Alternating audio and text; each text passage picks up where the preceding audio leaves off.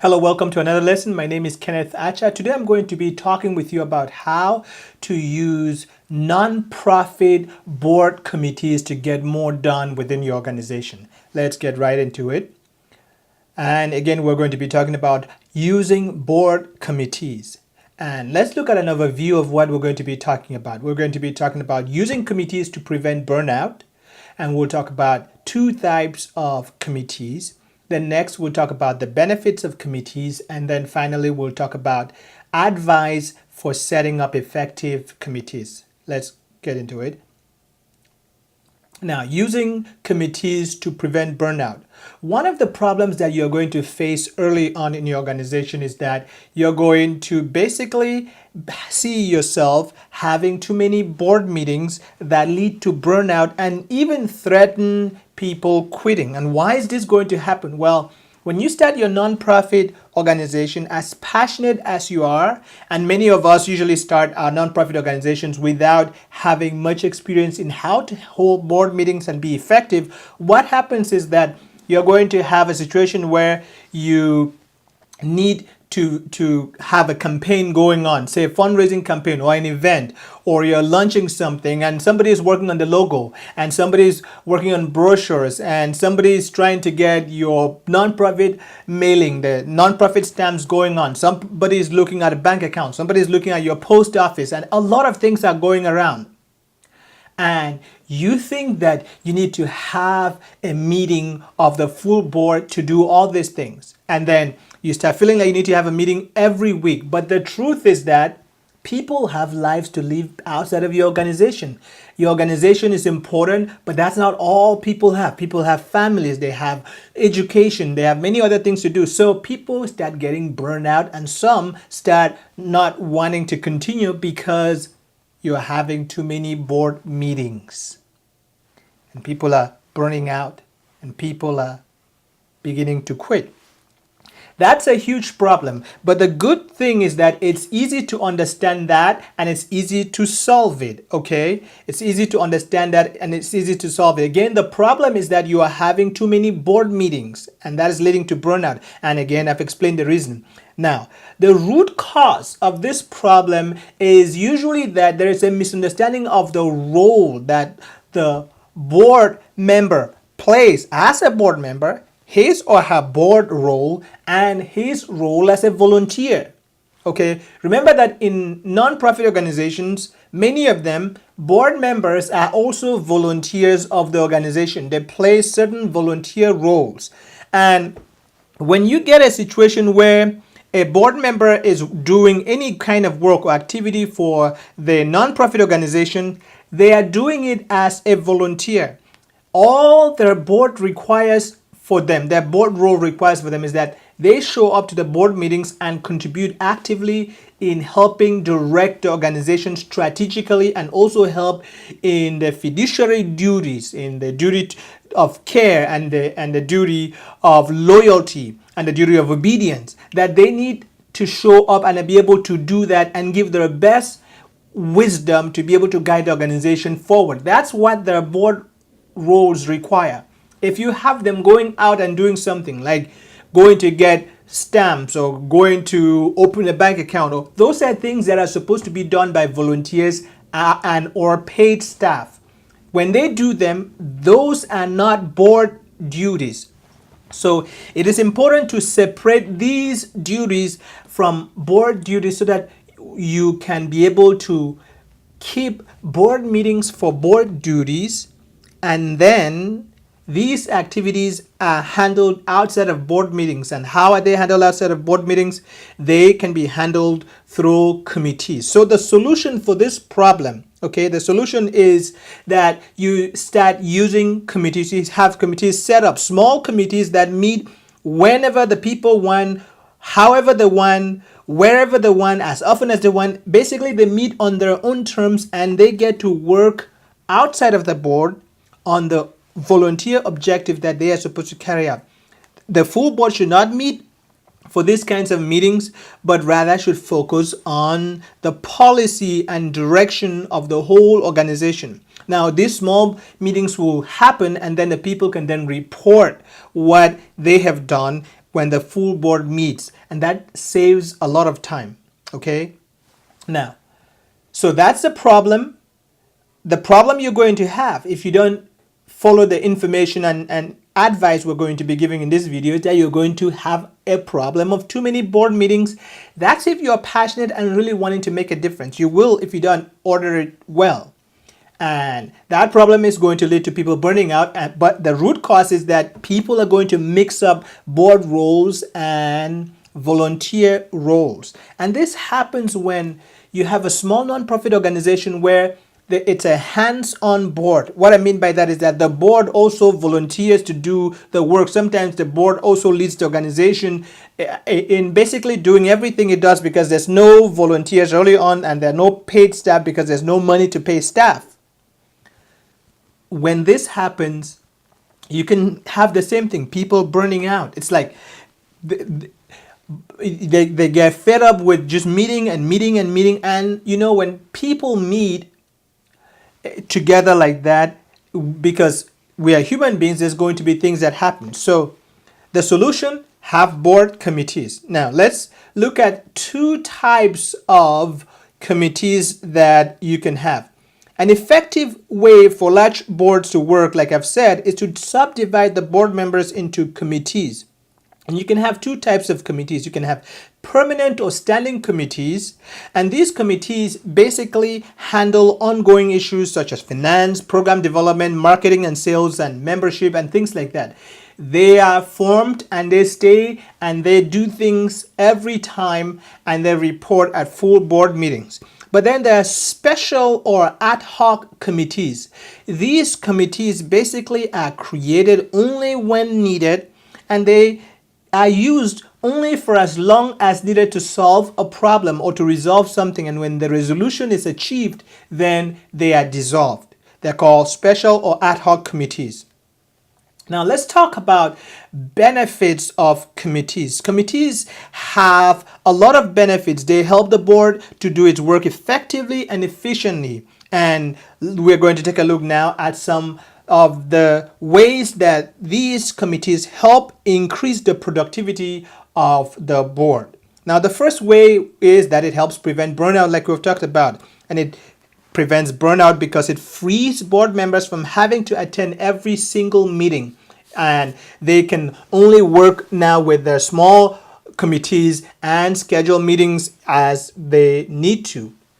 Okay, the next thing that it does is that it helps the board to divide and conquer its workload. Okay, there's a lot of things that the board has to do. When these are divided up and people focus on them and get to know the people they're working with intimately, that is very helpful in getting things done. The third thing is that they match directors who have specific expertise to tasks that require those skills. This is a very important one because it increases efficiency. If somebody has experience in marketing and there is a committee that is working on marketing and PR for the nonprofit, and this person leads that committee or as part of it, their skills and expertise gets to be brought to bear on the organization's work. That's very helpful and it makes the organization more effective. The fourth one is that they free up more time at the regular board meetings so that this time could be used for regular board business such as strategy and direction and doing fiduciary duties like I've explained. The fifth thing that they do is that they make it easier to handle complex matters. Smaller groups can do more through research and consideration of information, and then they can then present that information to the board when it actually meets in full. Now, the sixth reason that we're going to look at is that they make scheduling meetings easier between committee members because there are fewer people that are involved, okay? And to schedule a meeting between 3 people is easier than to schedule a meeting that involves 10 people. You have to check and see, are you going to be available at this time? And putting all that together is very difficult. If you've scheduled something before, you would easily see what I'm saying. And 7, they can engage issues more deeply and consistently because they are more flexible. They're smaller, they're more flexible. They can look at things more deeply, and they can create their own schedule and work on things and reach deeply and really do things more consistently. Okay. Number 8, they allow for better dialogue and connection between directors, between staff and community members who are working on the same topic. Okay. And the 9th benefit that we see is that they can attract and involve potential new members into the board. They can bring in potential members into the board. When you're bringing in a potential new member, you can have them basically go through the committee. And the committee members actually, because they need to include more people on their committee to get stuff done, they may actually become part of actively recruiting new people to join their committees. And these people could be discovered now to become good talent for their board.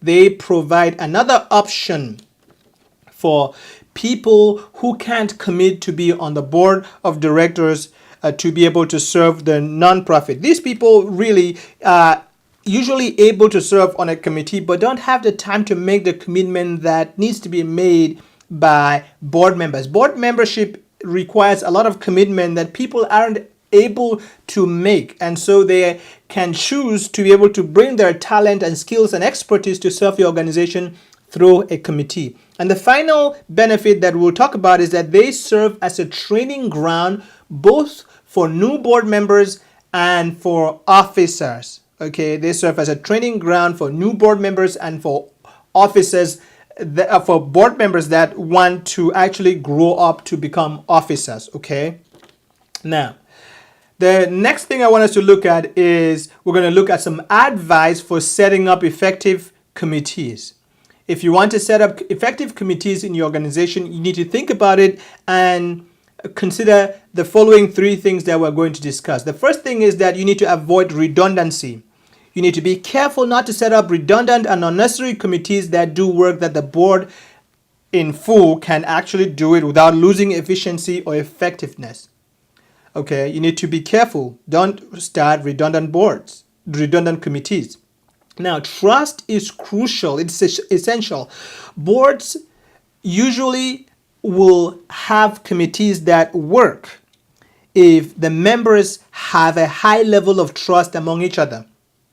Committees are going to work best if members, again, trust each other. If they don't trust each other, what happens is that members might start insisting on redoing all the work that has been done by committees at the full board meeting. Then there's really no benefit in doing that, in having committees, if you're going to turn around and repeat everything committees spent hours and hours and hours and days doing in the full board meeting. And that will happen if people don't trust the committee members.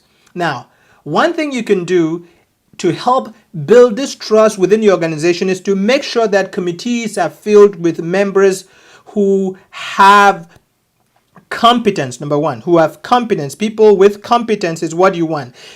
People with competence means that they are capable to handle the tasks that are assigned to them. You also want people with confidence. Confidence in their ability to execute the task, but more importantly, confidence that the board has in them, that they are able to do the task well or better than most other people on the board. Okay? For example, if there is a surgeon on the board and say, just assume that there was something about surgery. There's a brain neurosurgeon on the board and there was something about neurosurgery. This is not typical. And everybody else is a fisherman and a driver or something like that. And they have zero understanding about what neurosurgery is. Well, then the neurosurgeon on the committee looking into things about neurosurgery, when he comes and talks, everybody says, yes, sir, you are great. And they trust him because they know he is better than any of them and he has expertise, and they know he has expertise in the area. He has competency and they trust him because he is competent and they have confidence in him that he can do the job. And then the third C thing is character. So the first C is competence. The second C is confidence. The third C is character. You want to have people in these committees that have a character with integrity, that when they come and say, yes, we've done this, people will believe them and say, yes, they've done it. When you have that, you'll build trust and you can have committees that actually work. The last thing that is important to know when you're setting up committees is that large size works best. That's large board size. If you have a board that is 3 people, how are you going to break that into a committee? I recommend that you start looking at breaking things into committees when you have a board of 4 or more. 4 is really the least. Some people recommend 5 and above. 4, you can divide you can have 2 committees with 4 people, but those people will then invite other non-board members to join the committee and work. So the committee can end up having 5 people working on it, but it's only 2 board members with 3 non-board members, or 2 board members with 2 non-board members. So if you have a board that is only like 3 people, I don't recommend you starting to use committees. When you have a board that is 4, 5, 6, 7, 8, then that becomes more effective and you can use committees to really do more work. Well, we've spent time basically talking about how you can use board committees to be able to get more work done. It is going to help you really prevent burnout and prevent people from quitting from your organization. It has a tremendous amount of benefit that it brings, and really using that will help you see a lot of benefit, a lot of fruit from your board early on in your nonprofit organization or a for-profit organization for that matter.